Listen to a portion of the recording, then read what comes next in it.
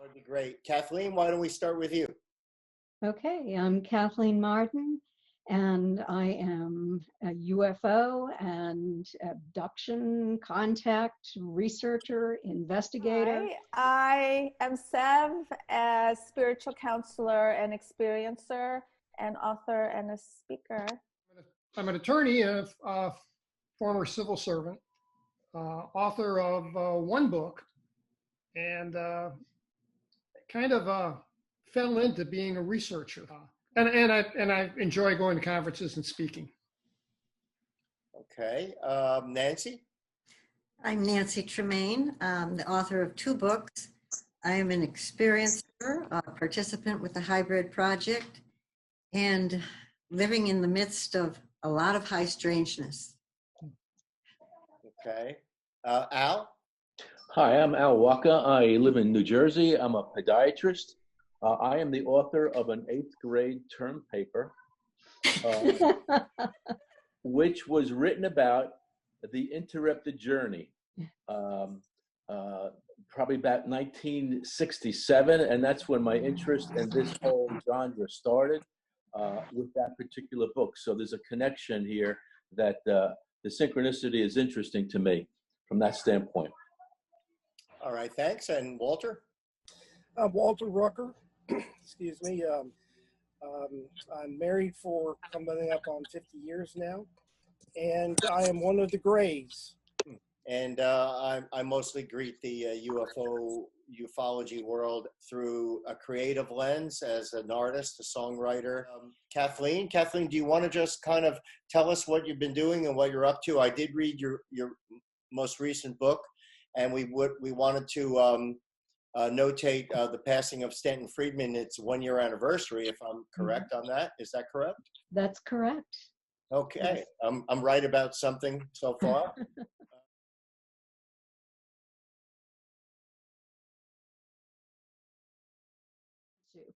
So I'm doing more now as the Mutual UFO Network's Director of Experiencer Research. Dr. George Medich is the Assistant Director, and he generally has done all of the work because I've been too busy to do it. But I'm back doing a lot more work running that. We have close to 50 members now, I believe. That includes consultants who we just go to if we need some advice. And we also have a research committee. But we do have nearly 35 people who speak with experiencers on a day-to-day basis. And those experiencers fill out an experiencer questionnaire at MUFON.com. They scroll down to the experiencer research team. They can find the questionnaire and take it. It's just a yes or no questionnaire. Their score doesn't matter, but it's an icebreaker. And they can have a conversation with a specialist. That specialist is not going to investigate them.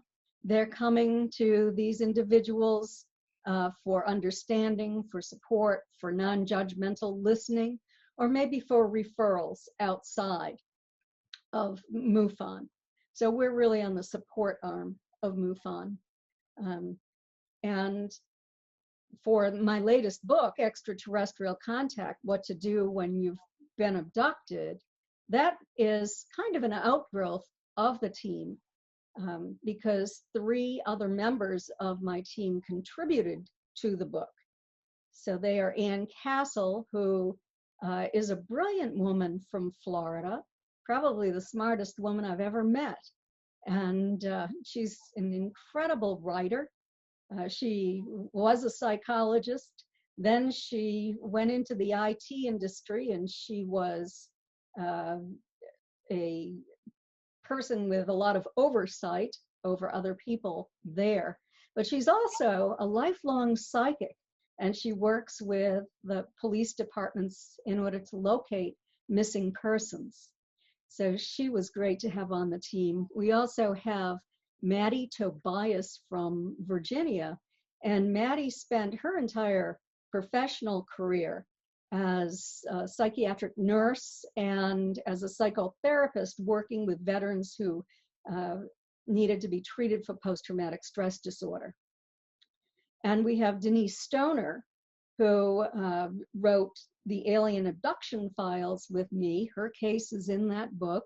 I investigated her case over a very long period of time, did the hypnosis sessions with Denise and her husband as well.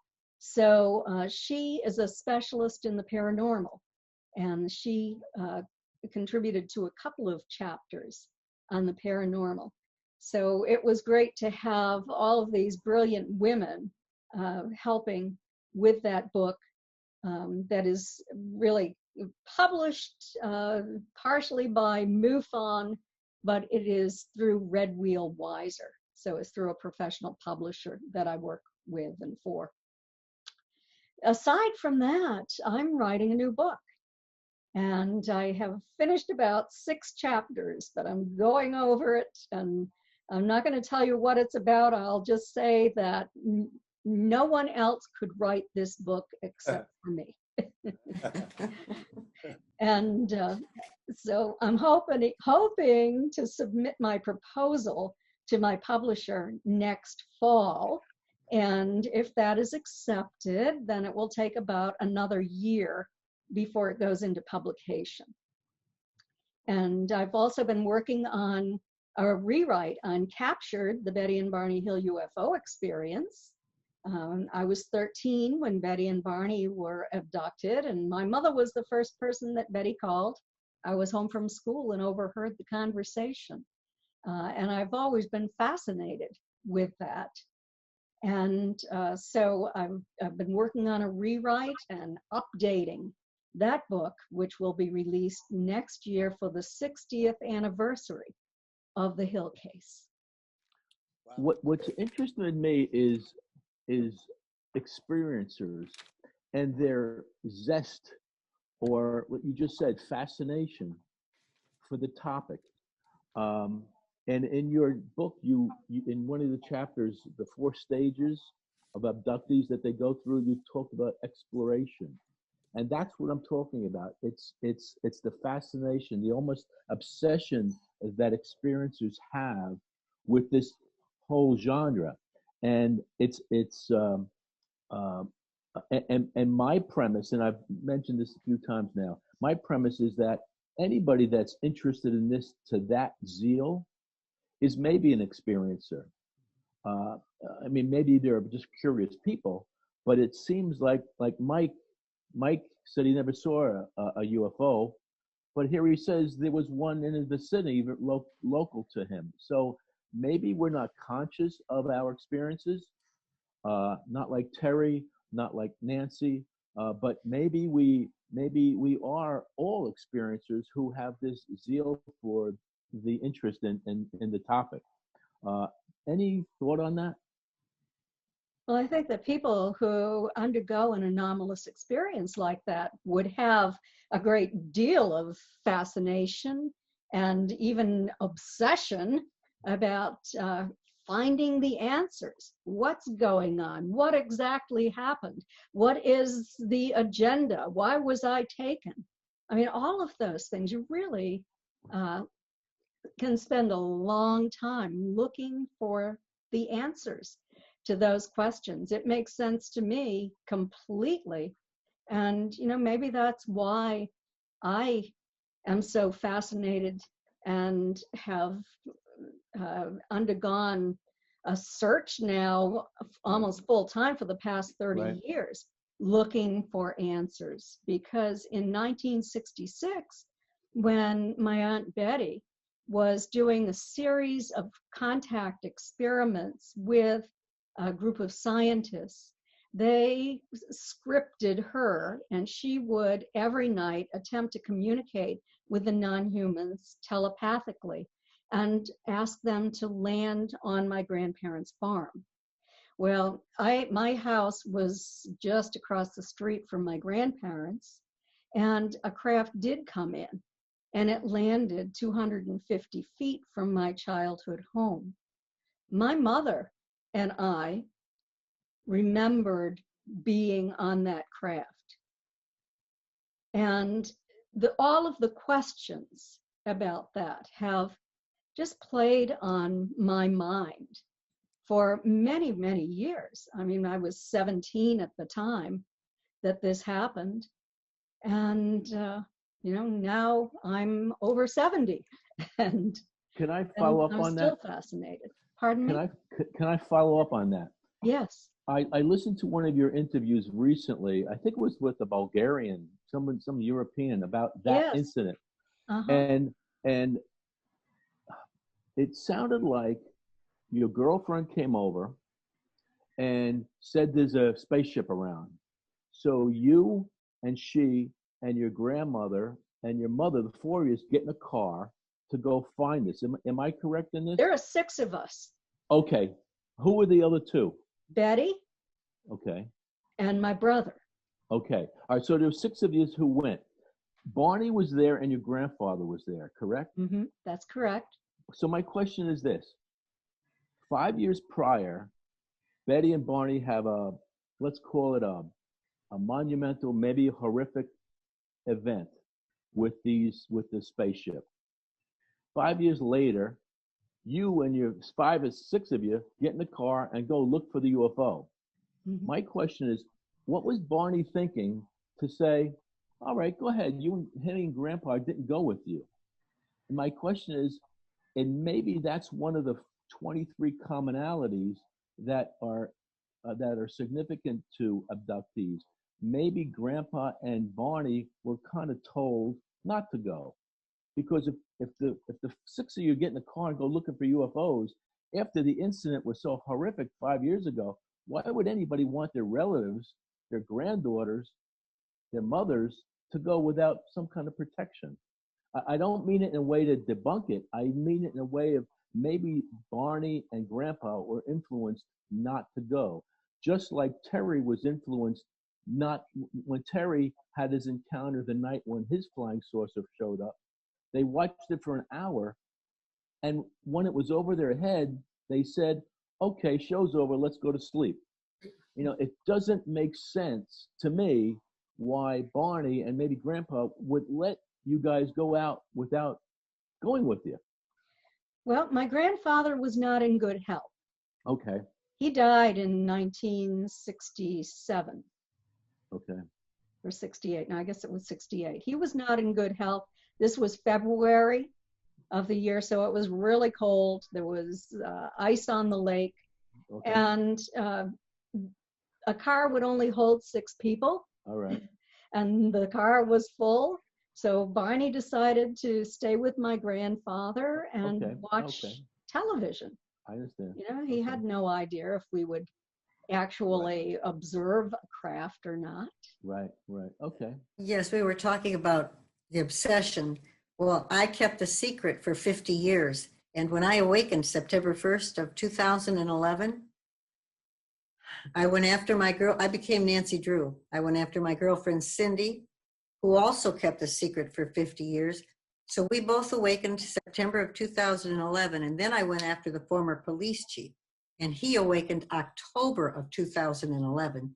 And together, the 3 of us pieced together all of the events.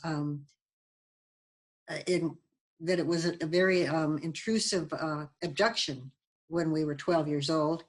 And there was a military investigation done. And I've got years of recordings of the police chief and the Detroit Historical Society interview. So I'm still obsessed. Although I find myself avoiding other people's books of experiences because I don't want the waters to get muddy. I know I always say that, but I was compelled to read Terry's book. And I know now why I was compelled, because it was just like reading my book all over again. So. What's the title of your book, Nancy? Preordained. Preordained. The first one is Symbiosis, which talks more about the abduction, and Preordained is now where I'm at, going way past UFOs and into the consciousness of the experiences and samadhi. Well, thank you, Nancy. Sev put her hand up, so Sev will go next. And remember, we'll come back around to everybody. So there's plenty of time for for questions. So go ahead, Sev. Thank you. Kathy, I have a comment and a question for you. My first comment is I cannot hide my affection for Kathleen Marden. She has a very special place in my heart. She plays a pivotal role in my experiencer journey. After the second X was put in my back by a gray, for the first time in my life, I realized I needed help, and I reached out to her. And she contacted me right away, and she spent a lot of time with me, and she was very supportive and validating. And she made me feel safe, and she made me realize I'm not crazy. And it was that 1.5 hour talk with Kathleen Marden that changed my life.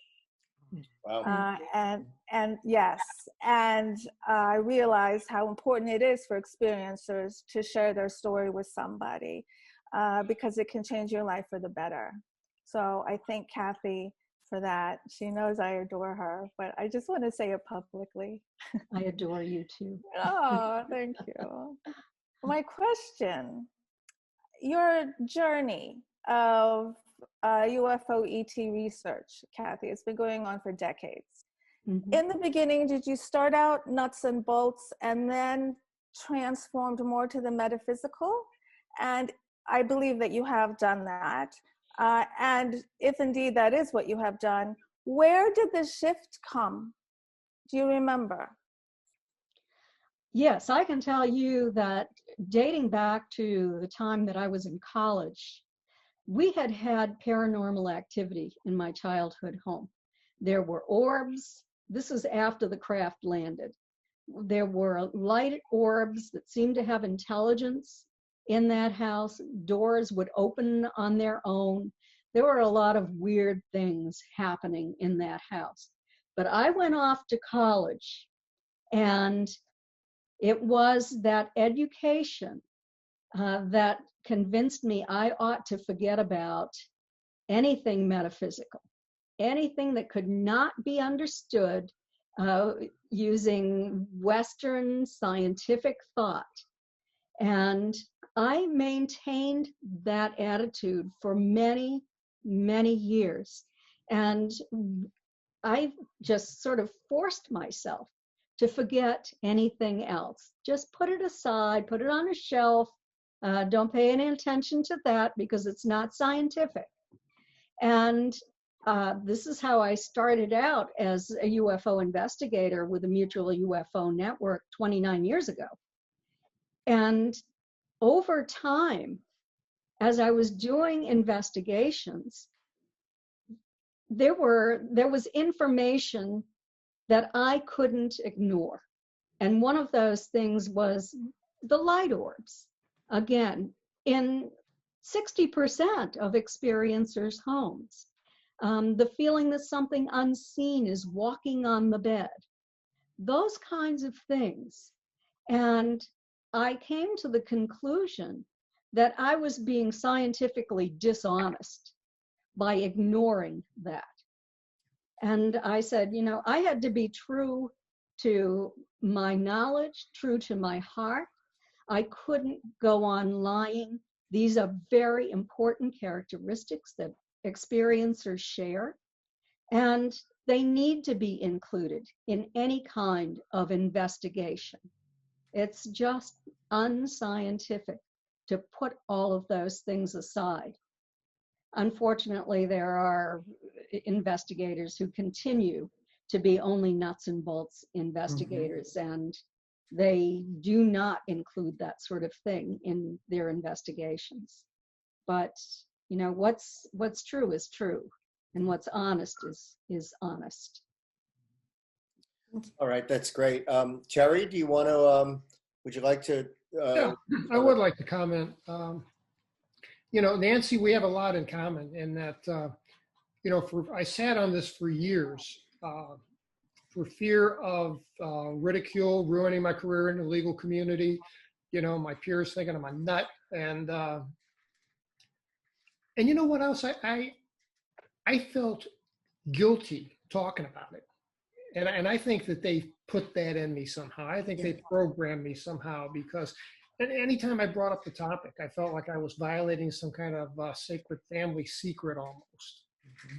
So, you know, I sat on it for a long time and wrote the book really as a catharsis. I mean, just to kind of help get it out of my system.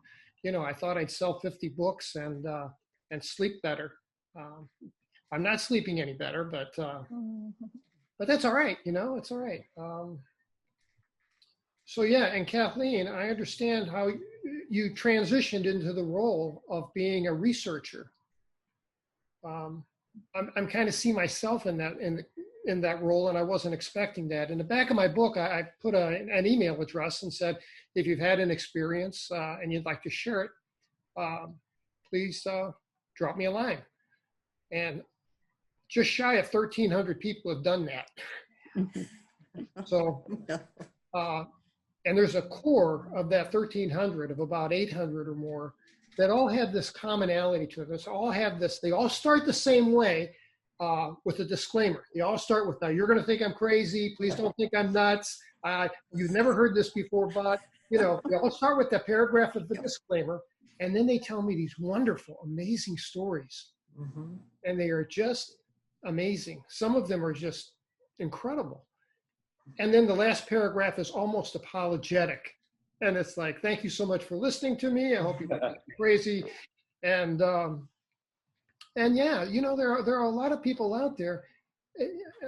Most of these 1,300 people have never shared their stories with anyone. And they chose to share them with me. And I feel very honored that they did that. And it's just been fascinating. It's nice to be able to speak with people who have shared a similar experience. I think there's a kind of a bond that's formed. And I'm like you. I didn't talk about my experience for 50 years. I talked to people like Bud Hopkins, John Mack, Stanton Friedman, but not to the public. And I had decided that I was never going to discuss that as long as I lived. And then I changed my mind because people I didn't even know were coming up to me at conferences and they were saying, you really need to tell your story. And I'd say, what story? And they'd say, about your own experiences. This is going to help other people if you will talk about this. So I still haven't written about it, but I do talk a little bit about it. Yeah, Kathleen, what did you co-write? 4 books with Stanton Friedman? I co-wrote 3 books with Stanton. With him? Yes. Yeah. Tell us a little bit about how that worked. Did you write part, send it to him? Did he write something, send it to you? How did that relationship work, and how did it start? Well, it was different on each book. On the first book, I had already done my investigation, my archival research, everything on Betty and Barney. And over a period of about 14 years, I had been slowly writing this book.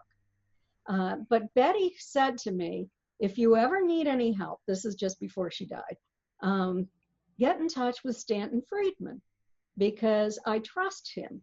And he will be a good person. He'll give you some help.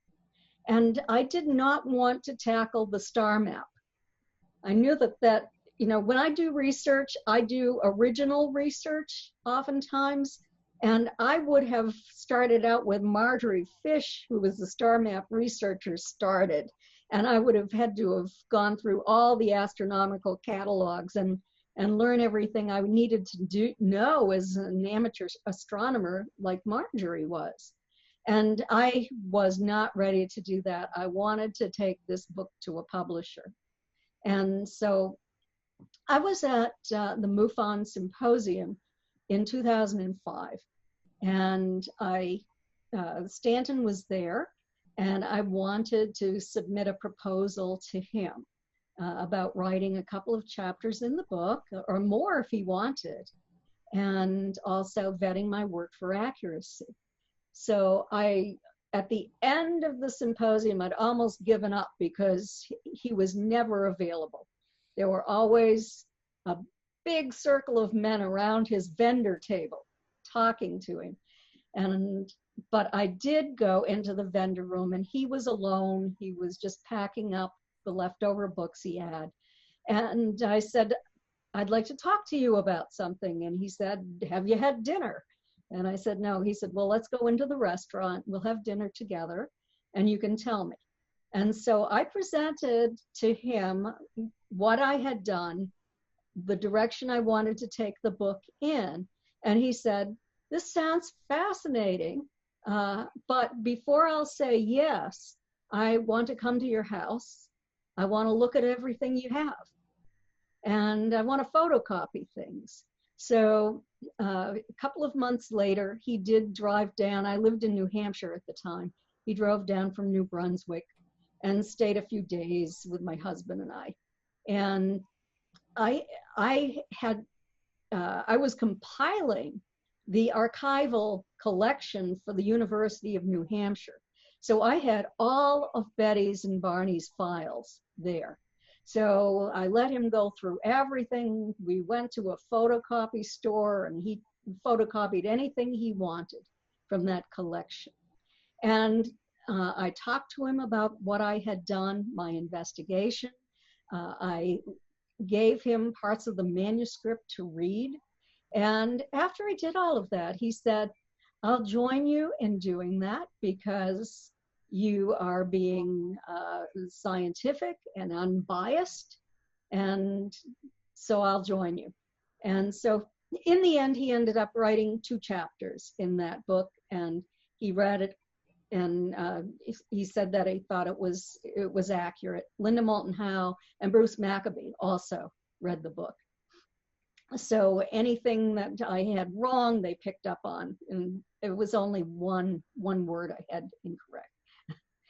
So that book was published, and I didn't think we'd ever do another book, but we were speaking from the same stage a lot of times about the book. We were sharing a vendor table, and we became friends. And he said to me one day, how would you like to write another book together? And he had the idea that we would write a book called It's Impossible, Isn't It? And this was a book about scientists who on high were proclaiming impossibility. And so that sounded very interesting to me.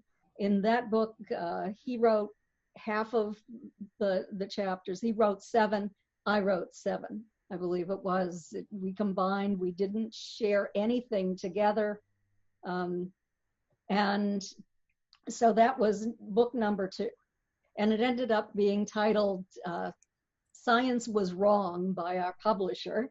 They didn't like the title that Stanton had given it. So then over the years, he started to mention to me how much he would like to write a book about Dr. Donald Menzel, who was allegedly on MJ-12.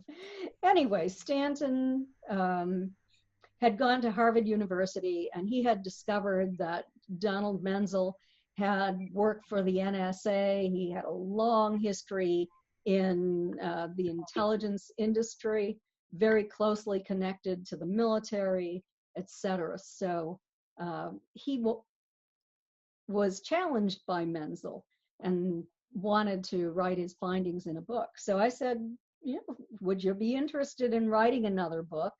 And he said he would. So we started writing, and then he said, Kathy, I don't think I have another book in me. And so I said, okay, I just let it drop for a couple of years. And then I said, well, Stanton, I wrote another book in the interim.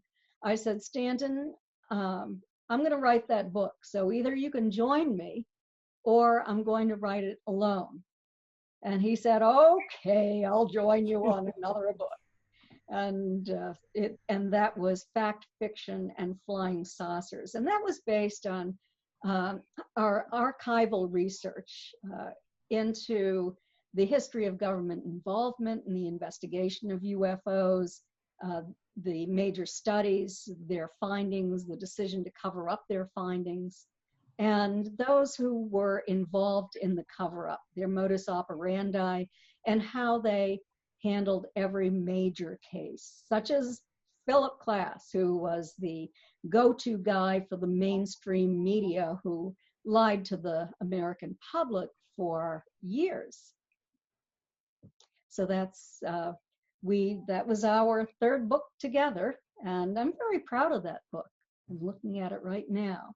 Oh, Wow. I have it right here. show us the cover. Yes. Can you see it? Yes. Okay. Wonderful. I wonder, is it on audio? Is it on an audio? I believe that it is. I think that all of my books are ebooks, hardcover books, soft cover books, and audio books. Hi, Agnes. Hi, good evening. Sorry that I'm late. No big deal. And we're going to have, I want to go back to Al for some more questions. Kathleen, what's fascinated me, and I mentioned it last week, was the connection, and Seb just mentioned nuts and bolts, and Nancy just said beyond UFO. What's fascinated me is UFOs are three-dimensional. They're the physical world. They're about space and planets and hard science.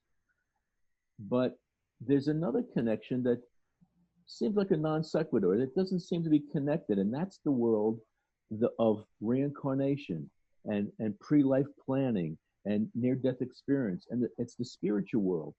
And they don't seem, because one is paranormal, one is physical, they don't seem to be connected in a logical sense, but they are. And in your book is right with examples of just that. And you all know that I run a book club. We've run almost 80 books over the last 8 years, and we've read things like The Palladian Mission, Alien Interview, The Sirius Agenda, Incident at Devil's Den, Communion, Day After Roswell. But then we've also read Edgar Cayce, Many Lives, Many Masters, the Bhagavad Gita, Autobiography of Yogi, the Seth material. They're two opposite worlds, but I find that the people who are interested in one are equally interested in the other. And I can't explain it. I think it's true. I wonder if you have any thoughts on that, because you wrote about it. Yes. Well, I think that it all involves the study of consciousness. Okay. And, under large umbrella. And there is overlap. We have telepathic communication with these non-human entities. They have perhaps technology, which is interdimensional. And we know that they have a means of projecting a beam or a portal into experiencers' homes. They can take that experiencer through a solid surface, and they can pass through a solid surface. I've talked to 3 physicists about that, and I said, is this even possible? They said, yes, it is. They said that theoretically, everything is in movement. Nothing is completely still. Everything vibrates at a certain frequency. And they said 99.9% of an atom is empty space. And all you have to do is align frequency and phase, and atoms can interpenetrate. They said that it's already been done on a very small scale using neutrinos. So, if these entities are even 1,000 years ahead of us, maybe they have developed that kind of technology. I don't think that they're coming through the vast expanse of space using nuclear rocket fuel. And they are just capable of a lot of things.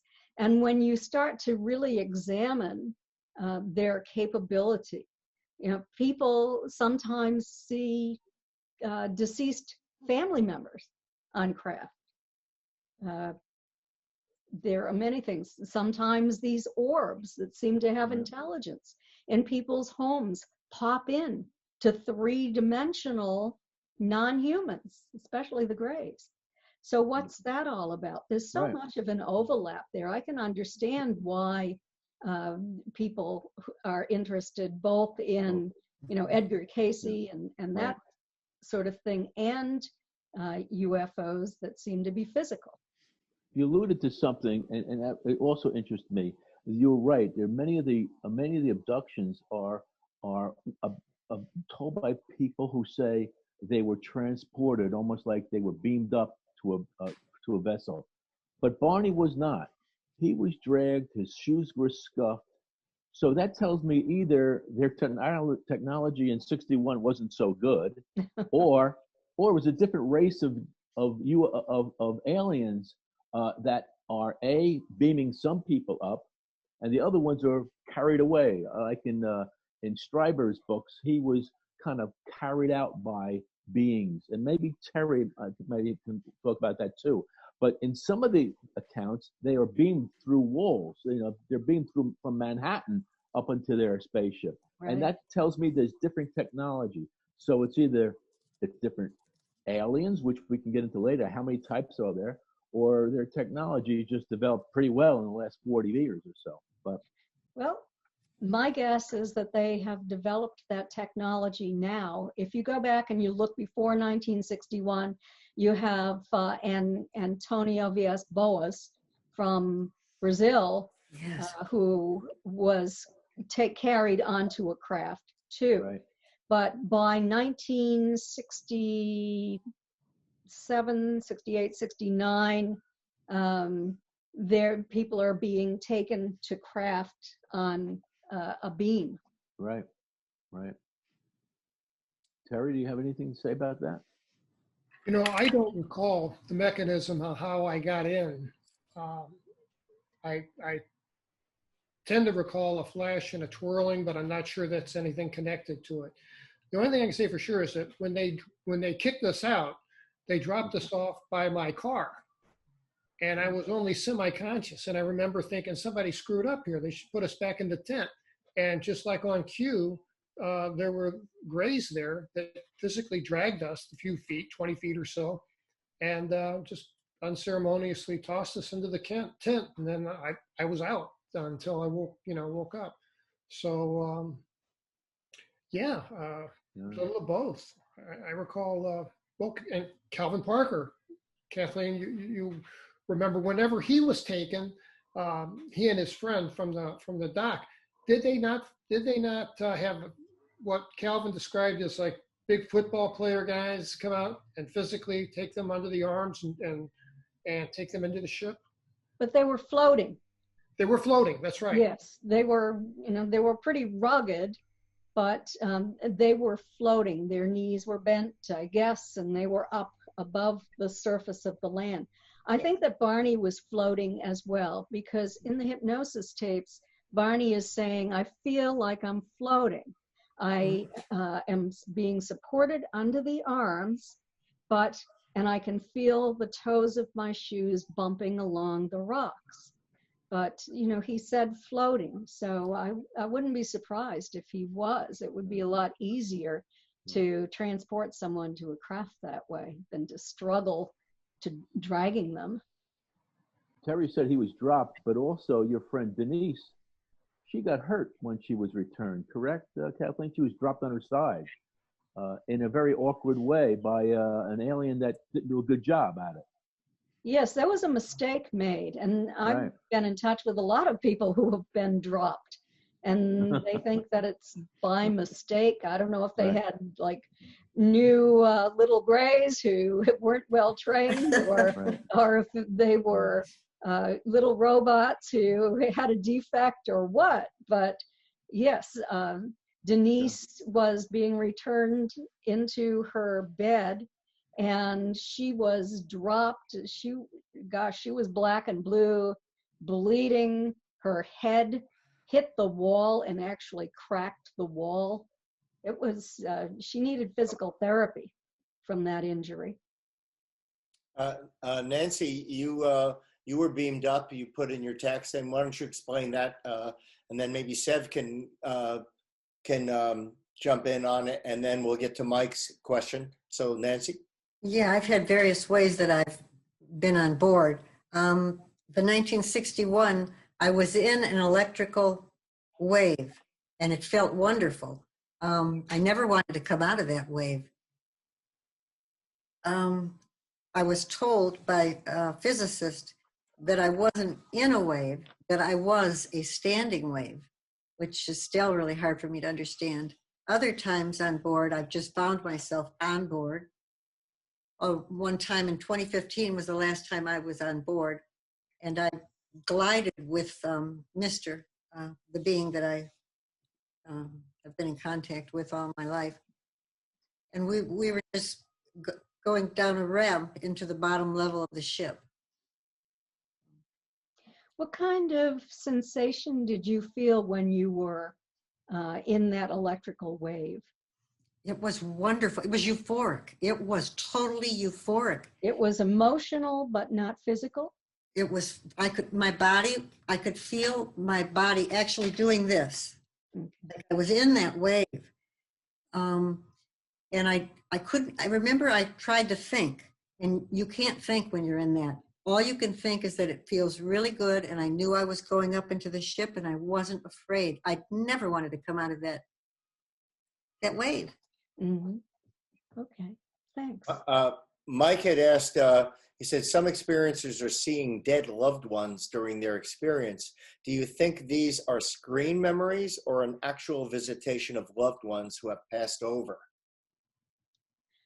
I don't know. Whitley is seeing his wife, Anne, and not only on craft, but in his house, in his bedroom. They're communicating, and they even wrote a book together after she had died.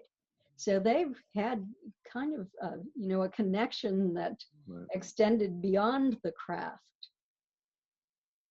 Wow. So I don't know, if they're seeing holographic images, other experiencers, or what it is they're seeing. If they're actually the physical of the loved one who is the soul, if they're a clone of that loved one, who knows? I don't have an answer for that. Sev, do you have thoughts on that? On the masking or on On the idea of seeing people deceased or passed on in these experiencer situations? Mm-hmm. I'm not quite sure myself that that's a legitimate, the real person, or if it is a sort of masking, because I do know that some beings do alter the way they look so that they don't scare us. That does happen. It could very well be that they are changing themselves to loved ones, or it could be the loved ones themselves. I think the only person that knows is the person who's having the experience. Mm-hmm. If they investigate how they feel, I think their feelings will tell them the truth of who or what they're seeing. Terry, you had your hand up? Yeah, I just had a quick story about Whitley Strieber, if I may. I was with Whitley at in South Dakota at, I forget the name of the town. It was the All Nations meeting place. There was Yvonne. With Mia Ferraletto? With Mia Ferraletto, yes. Okay. In South Dakota, yeah. In South Dakota, yes. At, I can't remember the name of the city. But it was on the reservation. And Whitley brought a copy of his book that he co-wrote with Anne and gave us all. There were about 10 of us, gave us all a copy. And I had a chance to talk to Whitley, and he was telling me about the white moth, how when Annie would manifest to him in the form of a white moth. And, he maintained that he had an actual he could establish a good conversation with her, and we're sure that he was talking to her and she was communicating back to him. Well, that evening we went outside for some reason, all of us did, and it was a little bit cool, and Whitley had on a leather jacket, and he came back in and he was talking about Annie the whole time, talking about his wife who had passed away. And he sat down and he unzipped his leather jacket and a white moth flew out. Wow. Wow. And we were all just It's great. It was crazy. Uh-huh. And he just, Wow. you know, he kind of teared up and said, "Hi, Annie." Yes, it was really, really interesting, real sweet. That's incredible. Mhm. Um, Kathleen, what you were saying earlier about pretty much the quantum physics kind of thing, I've probably gone through 5 or 6, if not more, books on audio on the topic of quantum physics over the last year and a half, which is fascinating. You know Chris Bledsoe also, I'm sure. So Yeah. we're good friends. I'm sure we know many in the community.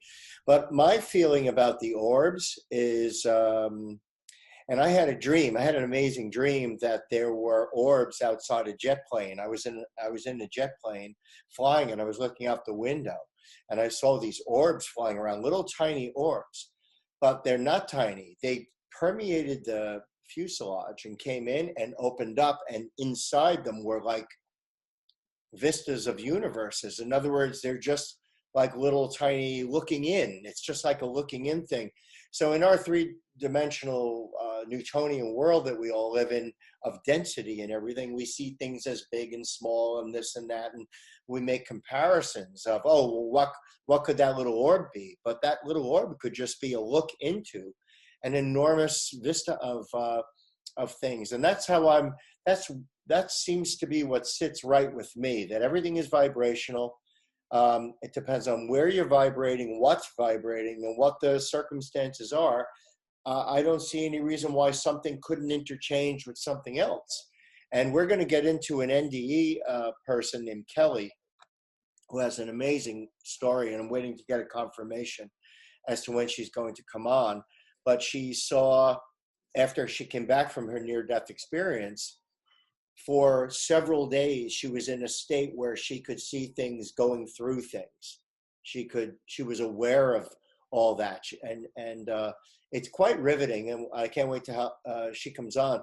But it seems like it's a state that wears off, because if it was something you had all the time, it would be rather difficult to manage this environment that we live in. I mean, if you thought that when you got into your car, you went through the seat and, you wouldn't be able to function. So I really do like that whole idea of the quantum, what we've discovered. And I have a story that I tell about meditating on the very thing that an atom is mostly nothingness.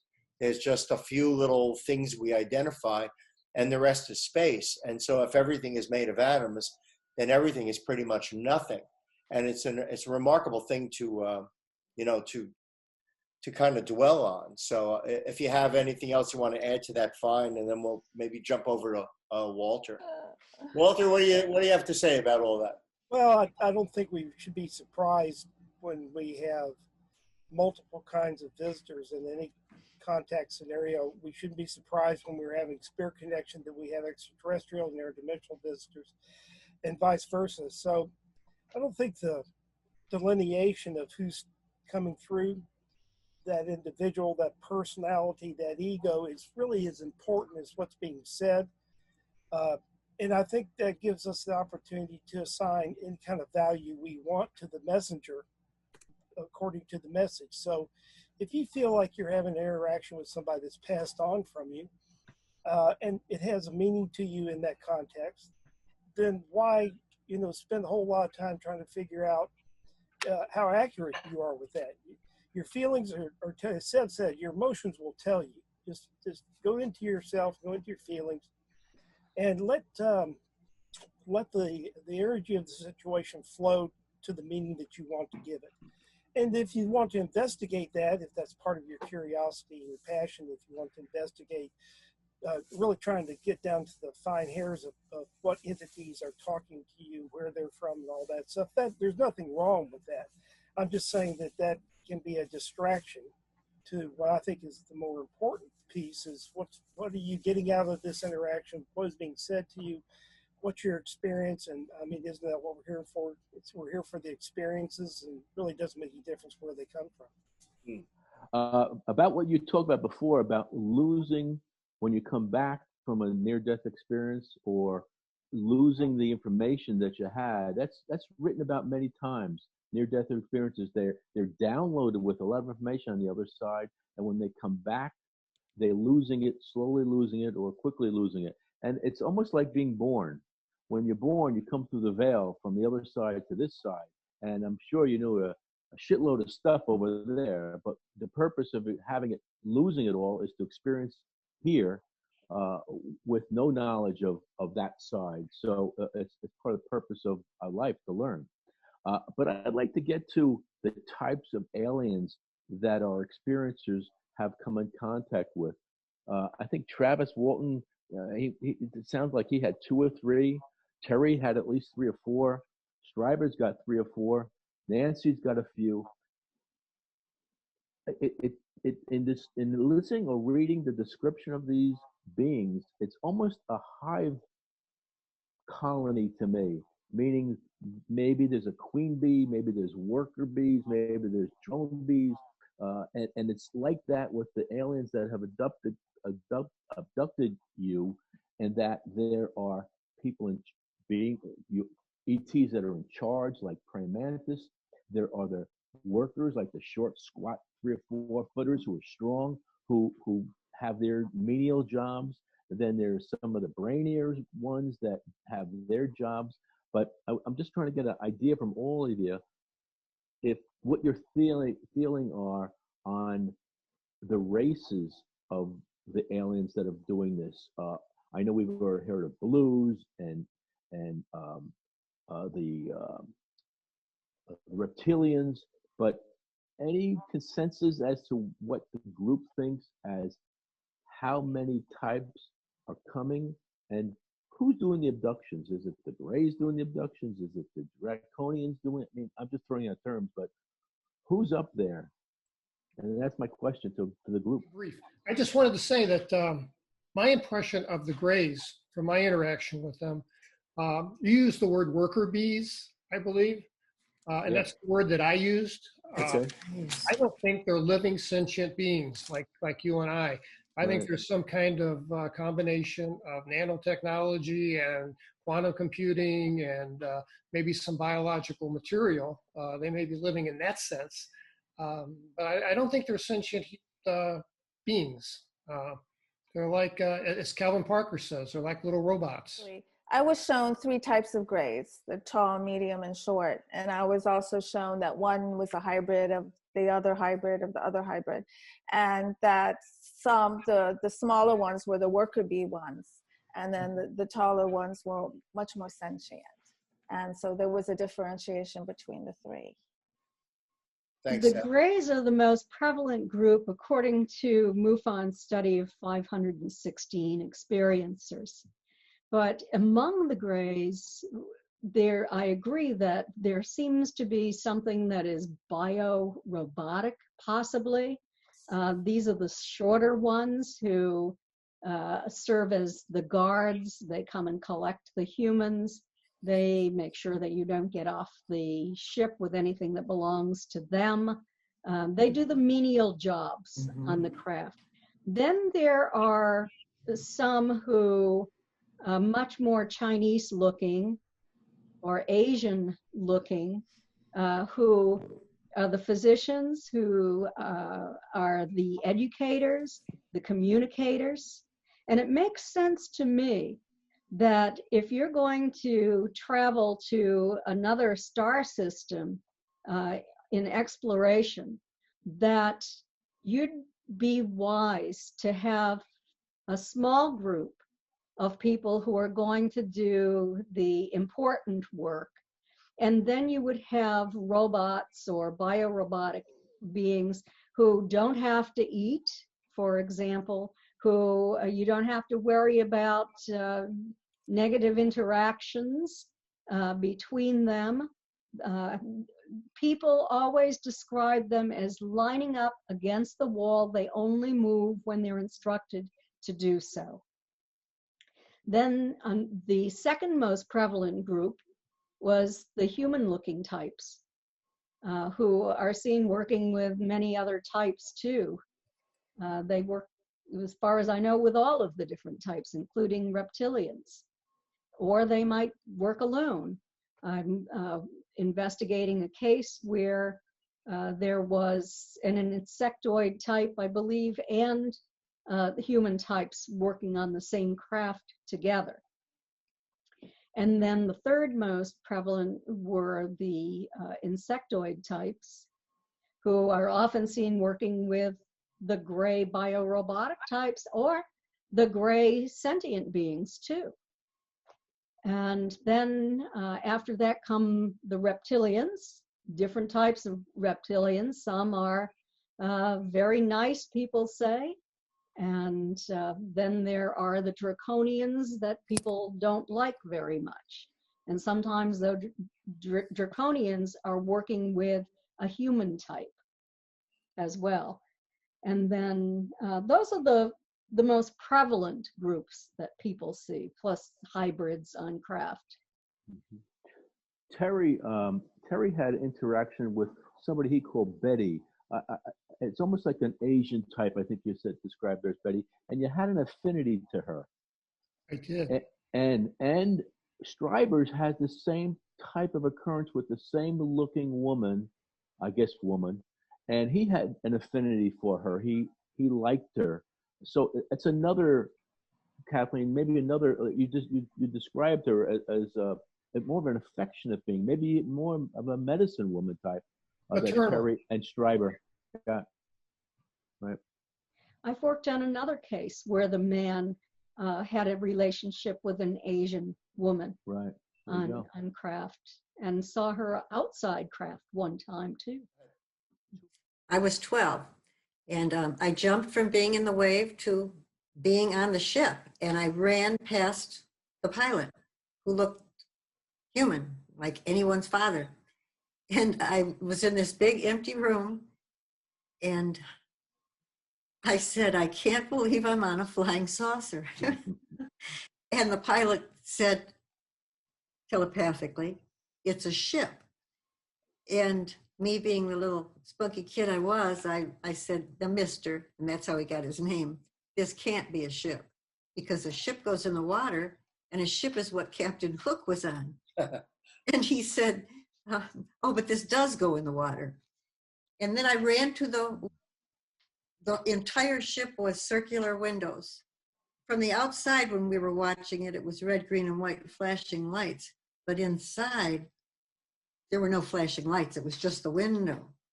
And when I looked out the window, I had to stand on my tiptoes because I was so tiny. I could see the tree that the ship had been hovering above. We were still hovering above that tree. The police were gone. The neighbors were gone. Cindy was gone, my girlfriend. And the only one that was there was Cindy's father. And then I jumped that I was on the table, on a metal table. And the little gray beings, who I called the worker bees, they put a needle into my stomach. And I saw my girlfriend Cindy suspended in a cylindrical tube above me, which gave me great comfort, because when I kept saying, I want Cindy, and they brought her on board to comfort me so that they could do these things. And the Grace said to me, we're going to do what we're going to do, and then we're going to get you home safely. So I relented. I knew there was nothing I could do at that point.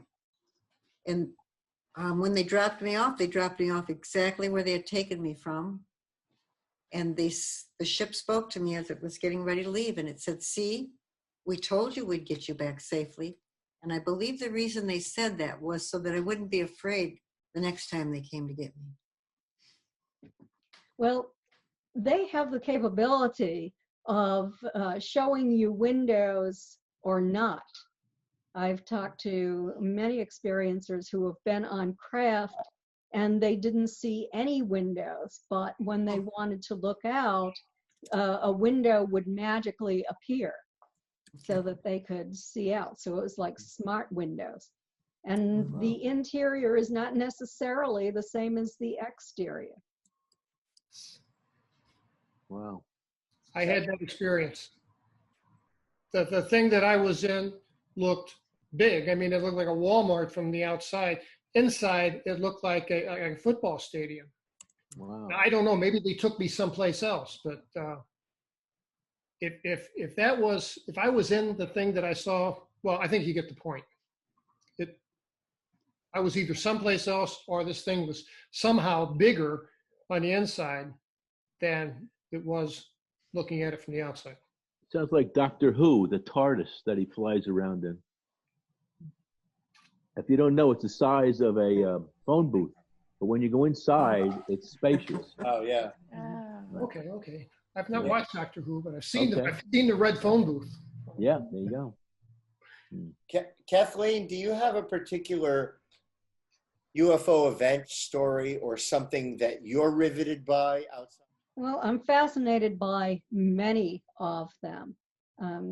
When I investigated the Ed and Denise Stoner case, I found that fascinating because it was so much like Betty and Barney's case. Ed and Denise were living in Arvada, Colorado then, and every Friday night during the warm months, they would drive across South Park Valley down to Buena Vista to meet her parents to camp out for the weekend. And they always left at the same time. They'd always arrive at the same time. Denise's mother would have dinner prepared for them. And on this particular night, they were descending a pass. And when two lights came in very quickly, they're now on the desert floor, and their car is lifted up. And the next thing they know, they're 40 miles away from the original spot. It was daylight when they were picked up. When they found themselves on Trout Creek Pass, it was freezing cold and it was dark, and they didn't know what happened. It was 40 miles and it didn't register on their odometer. So that was just really a fascinating case for me, and I did the hypnosis with Ed and Denise. Denise is a lifelong experiencer. I believe she came here on a mission, that she had agreed to do this, and she's had very interesting contact experiences, not always good, but at least very interesting. So I found that fascinating, but I'm also extremely fascinated in a case that I'm working on right now that I mentioned before, where two women paranormal researchers that I met through Stanton Friedman. He was very impressed with them, and they wanted to go to an experiencer's home to set up an experiment to see if they could record EVPs, electronic voice phenomena, from non-humans on a craft. So I put them in touch with a confirmed experiencer. They went to the person's house. They had a camera set up. They had their EVP equipment, everything. They're doing this experiment. There is a craft up next to the moon that's coming in, and the next thing they know, all the equipment they were holding is now on the ground behind them.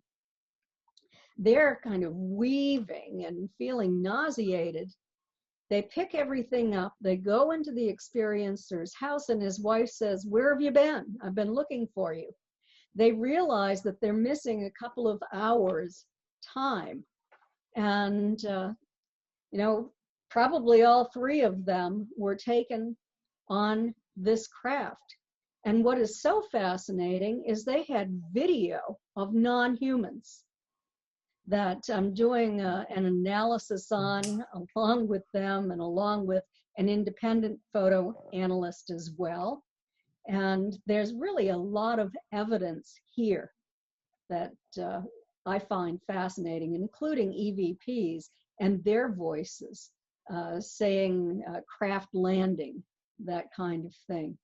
So you'll be hearing more about this if you follow the work that I do, because I'm right in the middle of this. I've just finished hypnotizing the second person before COVID-19 struck, and have all of that. They both think that they agreed to do this, to raise human spirituality and for the survival of our planet, and that they had lived lives as extraterrestrials in the past.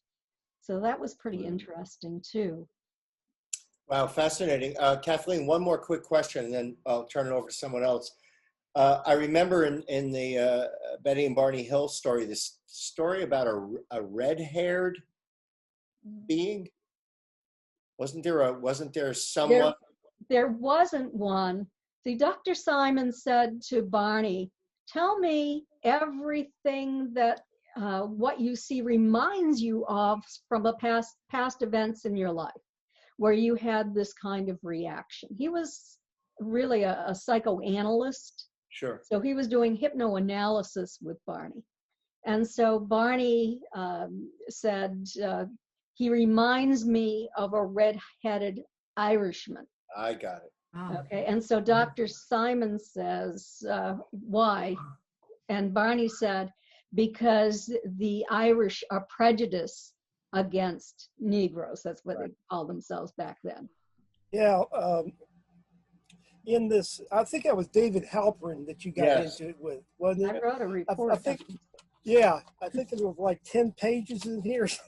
Kind of let him have it for 10 pages. But yeah, it was a really ridiculous effort on his part. But, you know, going back to the Greys and all this, and the Draconians and the Reptilians and whatnot. And Kathleen, you mentioned recently that you and Denise had an encounter with an experiencer who had a precancerous vaginal condition that was remedied by an extraterrestrial. He used some type of medical wanding device, inserted it in the vaginal canal, and cured this precancerous position.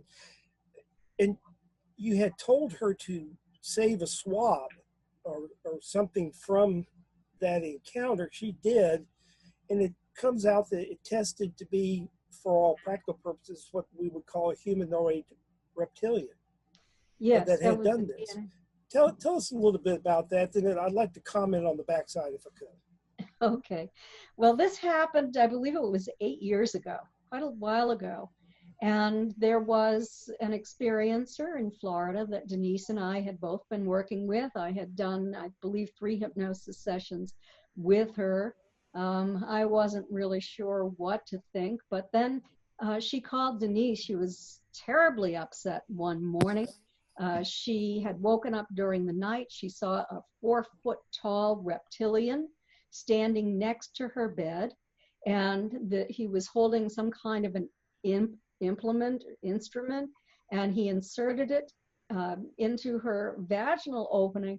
She felt heat, a great deal of heat. She had been having a tremendous amount of pain. And after that procedure was completed, that pain was gone. She was healed.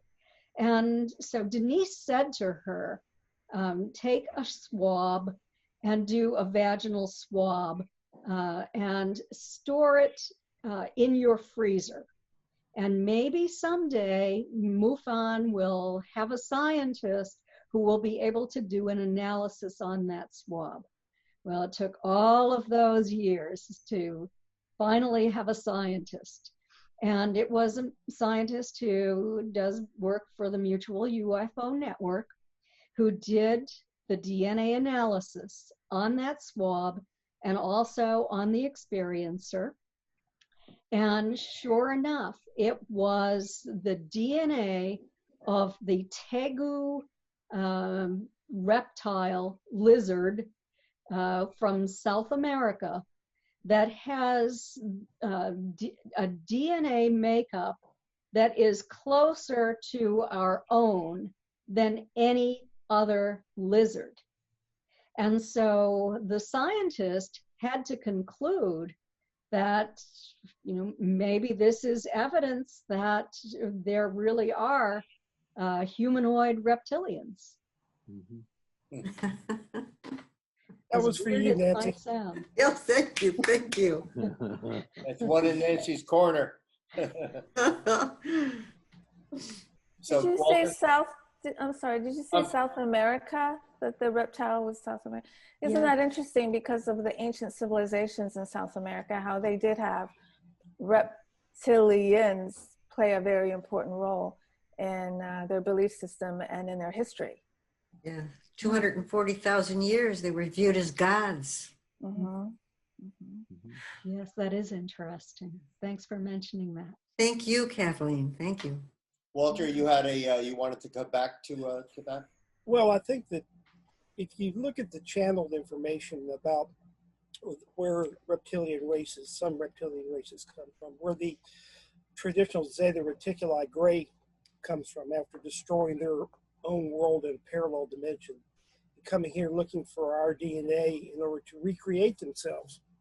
And they've been doing this now for, gosh, I don't know, when were the first abductions that we really heard of? In the 40s and maybe 50s or so? But they've been doing it now for almost an entire generation.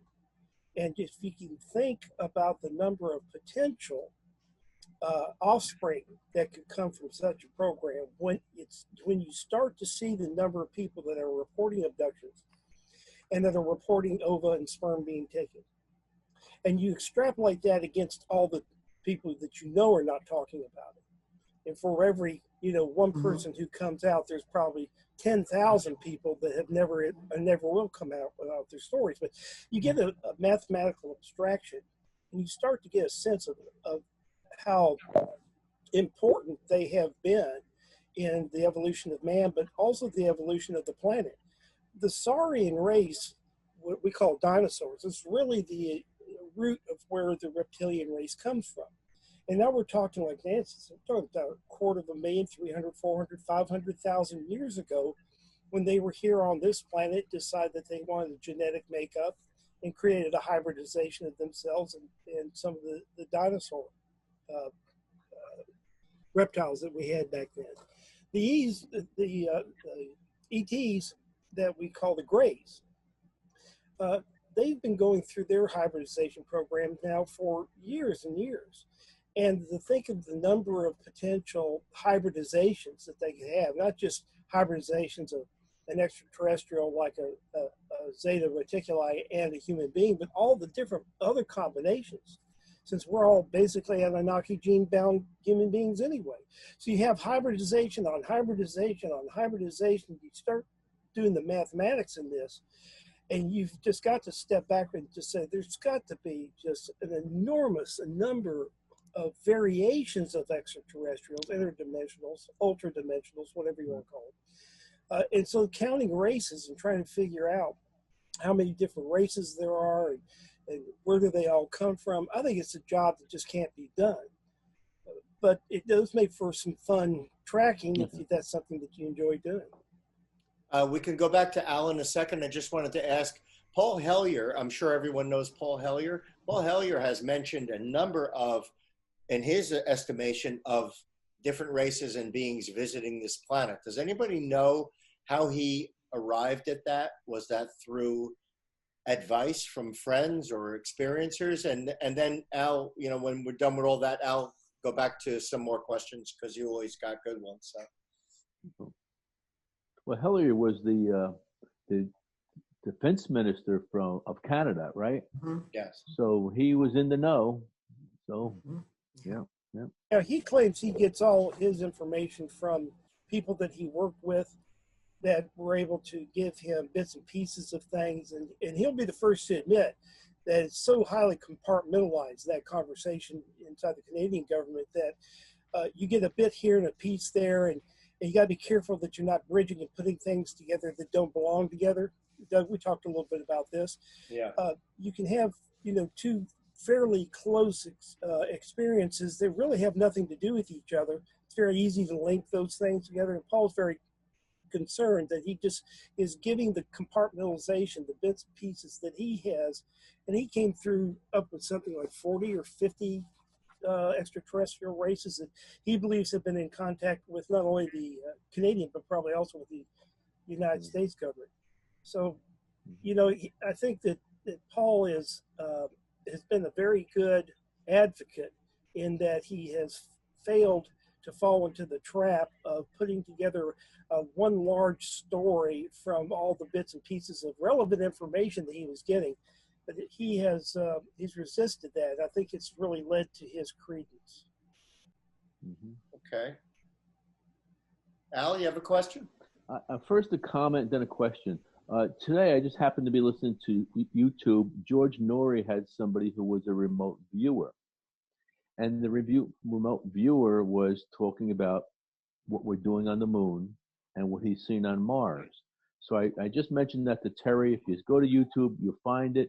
You might be interested in that. And he would not answer specific questions. He didn't want to be, what's the term that they use, who comes forth with information. He said he didn't want to go to jail. Whistleblower. He didn't want to be a whistleblower. I mean, he was talking in general terms, but he says the government's doing a lot of good things. They're doing some things he's not agreeing with. And he says, we're doing some things that are very dangerous too. But it was all about the moon and that stuff. But my question is going to get to Kathleen. One of the commonalities that we find in all these abductions is that the ETs tell the people who are abducted, we're not going to harm you. We're just doing our job. Terry knows this. It's kind of a cut and dry. We're just doing our work. We're looking at the larger picture. Kathleen, what do you think the large picture is? Is it hybridization? Is it protect the planet? Is it everything? But there's an agenda, and in all your research, what do you think the agenda is? Well, personally, I suspect that based upon the conversations that they've had dating back to 1954, that they're very concerned about our use of nuclear weapons. They say that our spiritual development is out of sync with our technological development, and they fear that we will destroy this planet. They say that it has happened elsewhere. They are also concerned about an environmental collapse as a result of human activity. So those are two things that they have been warning experiencers about from the beginning, for years and years and years. And it hasn't been very successful. They also, I suspect, are collecting DNA from everything on this planet so that if we do have an environmental collapse, that they can reseed it elsewhere or here after the planet regenerates. So I think that they also need our DNA. You mentioned the Greys, the planet where they engaged in nuclear warfare and now have to live underground. They've lost the ability to reproduce except for in artificial gestational tanks. They live a very sad life, and they really need our help. And many experiencers say that they're willing to help them if they need their help. So I think that that's another thing that's going on. I hear all the time about how hard this is, how they're exploiting us, how they're raping humans, they're killing humans, and on and on and on.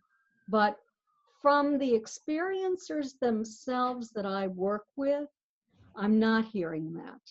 Yeah, I think that's the same thing Seb said and Nancy more said. positive. Yeah. Right. Now, you mentioned the year 1954.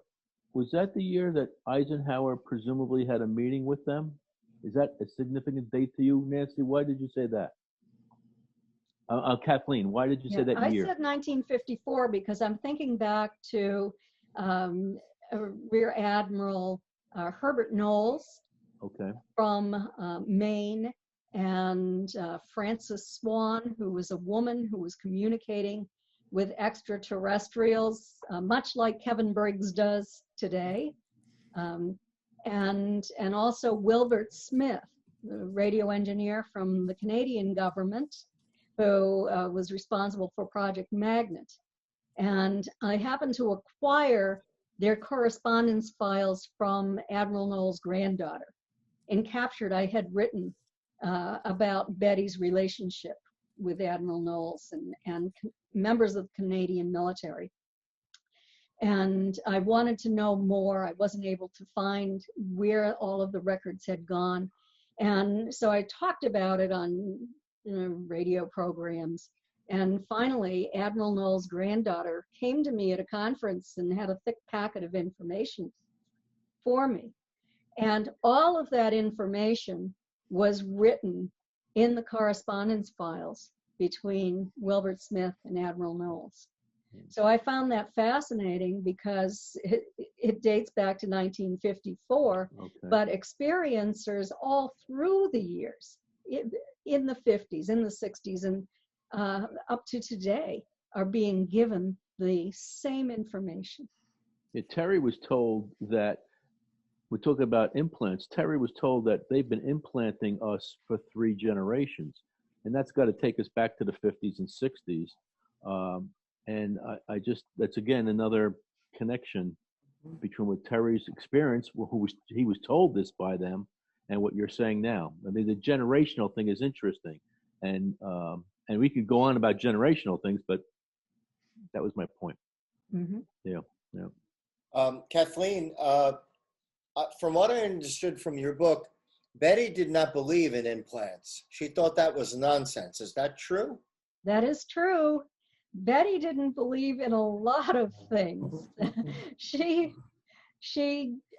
did not believe that a lot of people were being abducted. She thought they were seeing craft, but no one was being taken.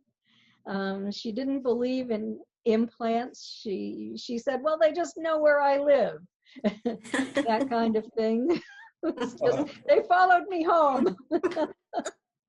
And we used to argue, just debate about this a lot. And I'd say, well, don't you think that if they can get here from there, that they might be a little more technologically advanced than we are? And she wouldn't want to answer that. She had to be right, that kind of thing. But I suspect that she had an implant because they knew where to find her.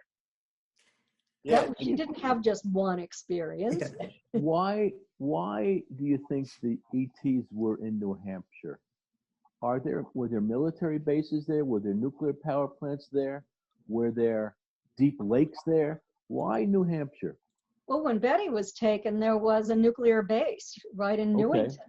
Pease Air Force Base was a nuclear base. Okay. And then we had the naval shipyard right across the river. And the naval shipyard had nuclear subs. So there was a lot going on there. There was reason for them to be there. Yes. One of the things they told me when they took me was that they were taking tissue samples to test my tissue for environmental toxins. So I wonder if it was to see if I had been exposed to radioactivity. What do you think of that, Sev? Sev? I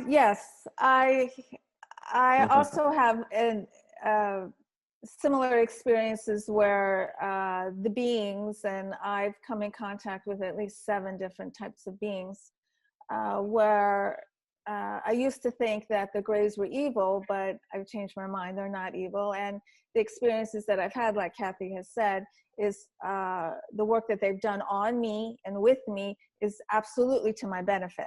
It's not just my benefit, but the benefit of mankind. But were your exes maybe biopsies testing your skin? Very possible. Yes, I do believe that they have helped me energetically, frequency-wise, and also physically. Terry? Yeah, I just wanted to comment. I thought Kathleen's comment was interesting. I was on a nuclear base at the time that I was taken. I was stationed at Whiteman Air Force Base in western Missouri that had B-52s with nuclear weapons, and then they had a squadron of the Minutemen II ICBMs. And that was my place of work whenever my friend and I were abducted. So Yeah. they're testing for tissue for, what did you say, Kathleen, for traces of radioactivity or something? Yes, yes. And they have taken many members of the military around nuclear bases. Wow. I've been contacted by many. I'd also like to add that they can be kind of sloppy, because I've had some sloppy cuts and scoop marks out of my skin. So they're not always in that beautiful X shape that I had. Right. I did have a rectangle cut out of my back, and that rectangle was a little sloppy. You gotta watch who you hang out with. You know, and Kathleen, of course, you know, Grant Cameron's original sighting, Charlie Red Star, was revolving around nuclear missiles in, I think, I forget where it was, Dakota or somewhere up north in us, but it had to do with the proximity to the nuclear silos that we had, because when they were removed, if I'm remembering this correctly, then all those, that whole Charlie Red Star thing disappeared. It ended. And that would be an interesting conversation for one of our meetings about linking all the UFO sightings with all the different nuclear sites throughout the world. All the different people have experienced them, because I think, and Terry, really, I mean, in your book, the first, the triangle craft that you saw when you came out to take care of the guy who fell in the cold, and that's a fabulous story. And I find that very riveting, that thing just sat there and it was sitting over a missile site, correct? It was. It's, you know, it's weird to see a solid object. I mean, your mind wants to look for ropes or strings or something, to see it sit there absolutely still. Yeah, it was interesting. Very. And no sound, right? Just totally silent. Totally silent.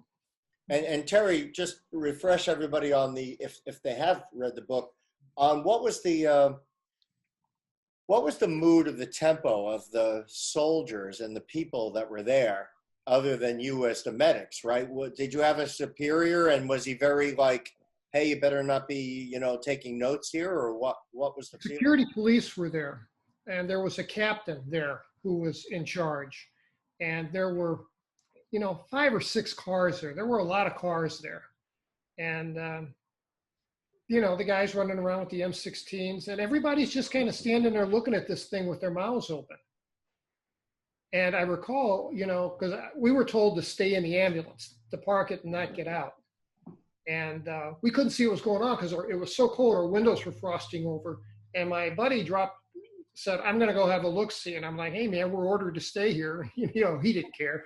He hopped out, and he came back a few minutes later and opened my door and grabbed me by the shoulders and said, man, you have got to see this. And I grabbed my parka and I went out, and, you know, I thought we were going to get in trouble for getting out of the ambulance. And I'm standing almost next to this captain, and he looks at me like, are you seeing what I'm seeing? You know, and within a few seconds it shot off, you know, 0 to 500 miles an hour, and it's gone. And everybody's just looking at each other, but we're all thrilled. I mean, we're like, wow, that was pretty damn cool. Whatever it was cool. So that was kind of the mood. That's great. Nancy, did you raise your hand? No. Oh, okay. One other thing I wanted to mention is, Al, you touched on the moon, and Terry, we brought the moon up just a few seconds ago. Can, you know, all of you comment on, you know, what you think about the moon? I've been on the moon, and the X's, my memory of when the X's were put on me, I was in a room on the moon. How would you know that it was the moon, Asad? I just knew it. That's all I can say. It was just an absolute knowing, absolutely, positively. And that was the only time out of all of my experiences that I knew I was on the moon. So it's not a normal thing for me to think. Fascinating. Wow. Yeah, Kathleen. I have a question for Sev. Do you remember how you were transported to the moon? I don't. You don't? Okay. There's only one memory I have of a transportation, and that's when I was coming back And I saw myself and felt myself falling from the ceiling onto my bed. And I told myself, oh, I'm falling. I must have had a really cool travel. This is really neat. I wasn't afraid of the fall. But that's the only memory I have. Maybe some more memories will come to light as I delve into this deeper and deeper. I was on I was taken off my motorcycle. I was riding a motorcycle in 1987, and I was taken off the motorcycle and somehow ferried, I think by a saucer, to this humongous ship. I recall that I was standing in front of a huge plate glass window. It was absolutely enormous. And I remember I had my helmet strap, holding my helmet, motorcycle helmet, in my left hand. And the entity that I refer to as Betty, who I knew as a child, I called her Sue back then. We're standing there, we're looking out this window, and I don't know where I'm at. I'm thinking this has to be some kind of giant warehouse or something. And then I'm like, wait, this must be a planetarium, because I'm looking at all these stars and all this stuff outside, but the stars don't twinkle. And I didn't know the stars don't twinkle in space, that it's the filtering through the atmosphere that makes them appear to twinkle. I didn't know that at the time. And then I know that we were near the moon because, well, she told me a couple of things. She told me that the craft we were on was too big to land anywhere on a planet, because it would break it wouldn't fit. It's like 175 miles long or something. I forget the dimensions. She gave me the dimensions. And I didn't know we were going to the moon. I figured that out whenever this giant silver whitish form moved from the far right across my field of vision. And then I realized what I was looking at was the moon, and it scared me to death. And she calmed me down. She said, no, it's not. We're the ones moving, Terry. The moon is stationary right now. So that was my experience. So you just zoomed by the moon. You just saw the moon as you were flying by it. What happened? I almost left this out of the book because it's so hard to believe. But what happened was we must have gone around the thing, and then the ship turned. I never felt any sensation of motion whatsoever. The stars were gone, and we were standing normally, looking down, and there's nothing but black. So I'm assuming we were looking at the moon from some distance. And then we traveled for a while, and then I saw lights here and there, and then I saw, what was lit up like LAX at night. And it was this huge thing. And I remember the big mushroom-shaped thing. On the moon? On the moon, on the far side. There were lights and everything that you saw on the moon? There were. And I remember thinking that this doesn't look right. And the reason it doesn't look right is because there were no streets. There were no, there was no zoning there. It was just an odd collection of buildings. On the topic of, Nancy and I were discussing the other day, on the topic of gravity in a ship, because I think Agnes had just mentioned something on the text. And I think this is true in a lot of stories, that this disc, let's just say this disc, tilts and then takes over. It takes off. And Nancy, are you correct in saying that when it tilted, you didn't feel like it tilted? No. It tilted to acknowledge my presence. And I realized that it was alive. That's when I realized that it was a sentient. I think they have their own gravity that's separate from us. So in other words, you're in a space that has nothing to do with our planetary gravity. It's creating its own universe inside. So whether it's like this or like this, you're standing level. Does that make sense? Mm-hmm. Terry? I felt stationary. I felt like I was standing inside of a building the whole time. And I know that this thing had to turn because we were looking at stars, looking up, and then, we must have flipped, and then we're looking down at the moon. So, and I had no sensation of movement whatsoever. No, I didn't. Terry, do you feel, what do you feel is the hardest thing for people to grasp from your book? What would you think would be the most difficult topic for a newcomer or someone that's not in our field to say, without saying, oh, come on, give me a break, like what would be the hardest thing? Well, there are two. The moon thing, that's hard for people to wrap their head around. And I can understand that. The second thing is the last chapter, which I originally left out of the book, and the guy that was helping me publish it said, this is really key. This really kind of wraps things up. You really got to include this. And I'm glad I did, but I think it's really hard for people to believe that I had this alien woman that I recognized from my childhood in my home, sitting across from me, talking to me telepathically. That's a tall order to ask of anyone to believe. Nancy? Well, whoever wants to go. yeah. My pregnancy at 62, with the pictures. Mm-hmm. Well, being on the moon is one. The other one is what put those 2 red X's on my back. And it's really hard. Something did, and it wasn't me.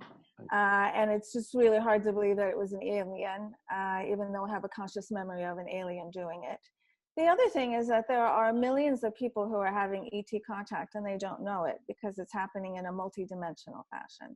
I think the hardest thing is for people to realize they're having ET contact, but consciously, like in this body, just sitting here, they don't recognize it, they don't remember it, they don't know it. Yeah. But we're all having communication with otherworldly beings. Just as we sit here talking to each other, we're also communicating with otherworldly beings at the same time. I think that's hard to grasp. Wow. Kathleen? Well, I think that the most difficult thing for people to accept is an experience that I have started to have when I'm in the presence of certain experiencers, where I have like an electrical shock kind of tingling through my body. And I also hear tones in my head. And Sev is one of those experiencers that happens to me with. And sometimes when I'm writing and I get that kind of experience when nobody is around that I can see, but it seems almost as if there is an invisible entity near me, and I've been given information by these invisible entities while my body is tingling too. It's telepathic, and I know it's hard to believe, but boy, it has happened to me. That was a question that we asked on MUFON study. And what we discovered is that Rh negative blood is prevalent in about 15 to 16% of the population of the United States.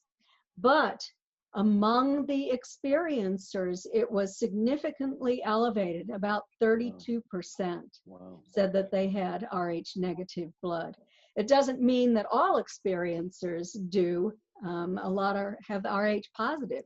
The majority have Rh positive, but Rh negative is elevated. Yeah, I mean, I think the soul agreement isn't a binding, I mean, it isn't an enforceable contract. I mean, people still have the element of free will. So even if you have a soul contract, you can come here and break that contract. Oh, okay. I mean, I'm just looking at it from a contract law standpoint of view. Then you need an attorney. But then you need an attorney. I mean, yeah. You need the lawyer.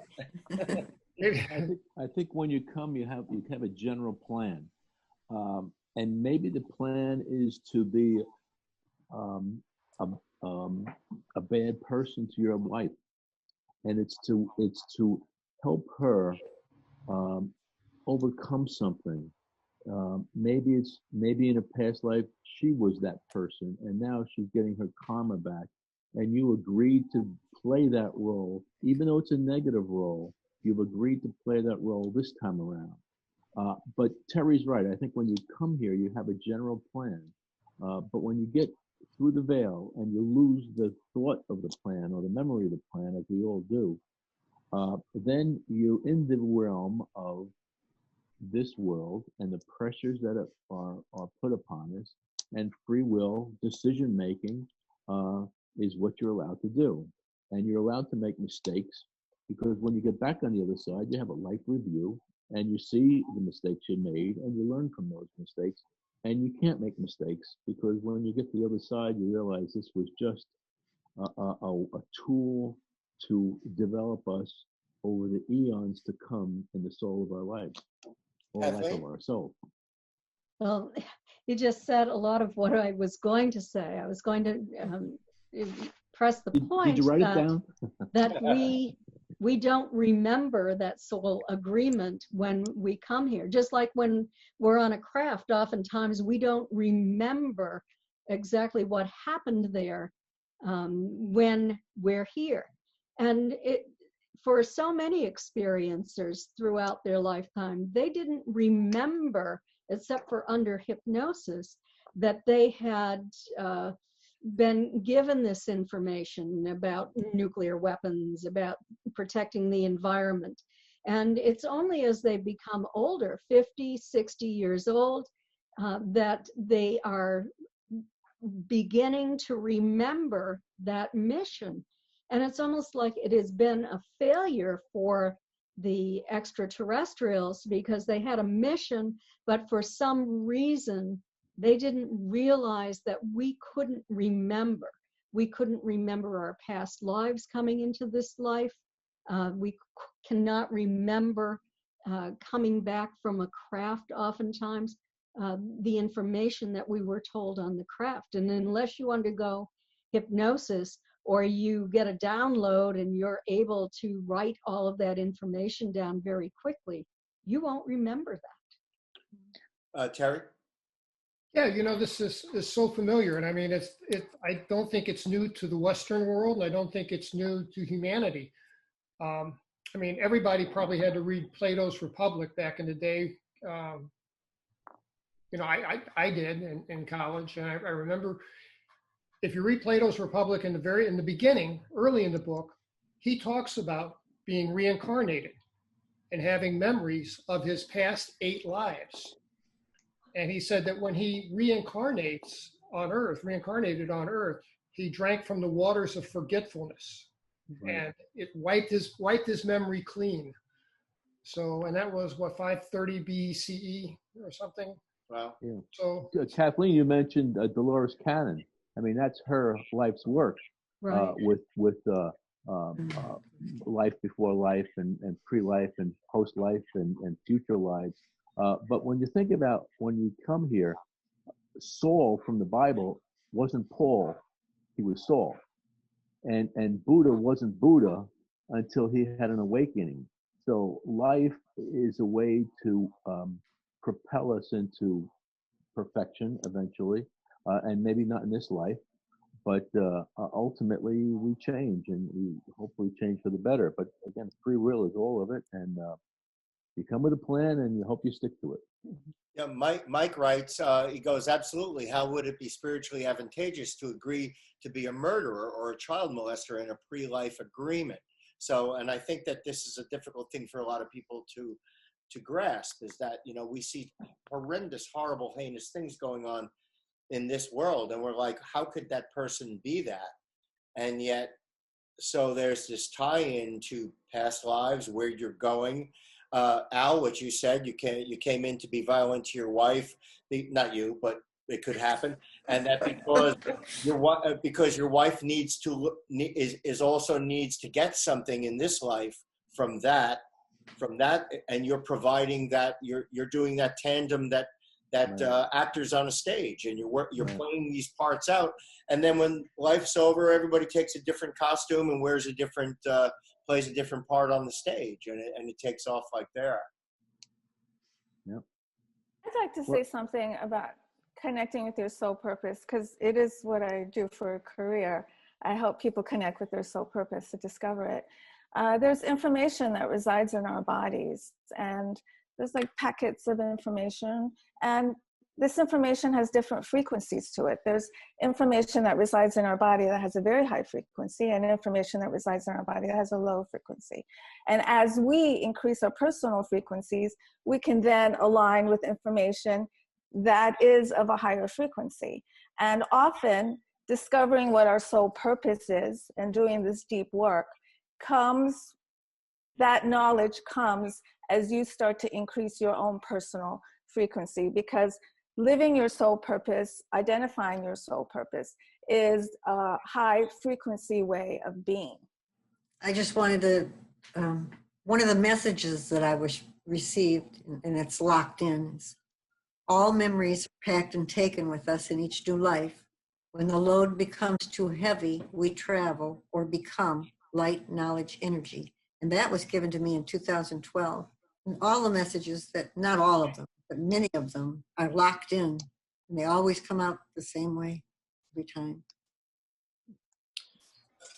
I believe I did sign up for this mission, and everything bad and good that's happened to me was meant to happen to make me who I am today, and strong. And Walter? Well, I think we have to remember that the way we learn in physical reality, the game that we're playing here, the rules of learning require contrast. So we learn to love by being exposed to hate. We learn this preference by being exposed to something that's not our preference.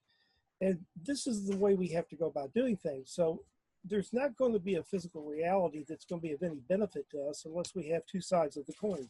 We have the yin and the yang, we have something to contrast.